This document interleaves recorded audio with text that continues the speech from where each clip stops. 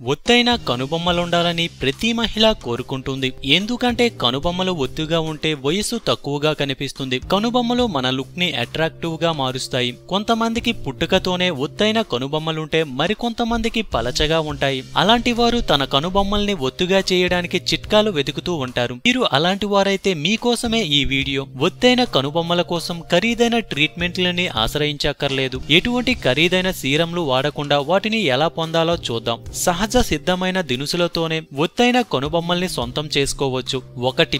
Almond oil. Almond oil లో vitamin A, vitamin B మరియు vitamin E ఉంటాయి. వీటి వల్ల జుట్టుకి తగిన పోషణ అంది జుట్టు బాగా పెరుగుతుంది. ఆల్మండ్ ఆయిల్ ని మీ కనుబొమ్మల మీద వలయాకారంలో మసాజ్ చేయండి. రాత్రంతా అలా ఉంచి పొద్దున్నే ముఖం కడుక్కోండి. 2. ఆలోవెరా.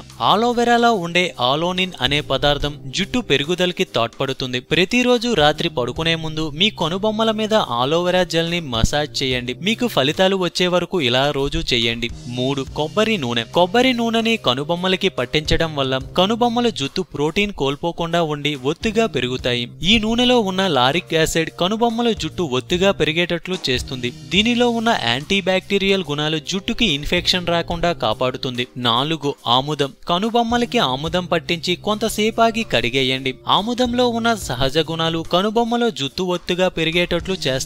ఇలా కనీసం 6 నెలలు చేస్తే మీ కనుబొమ్మలు ఒత్తుగా పెరుగుతాయి. 5. గుడ్డు సొన.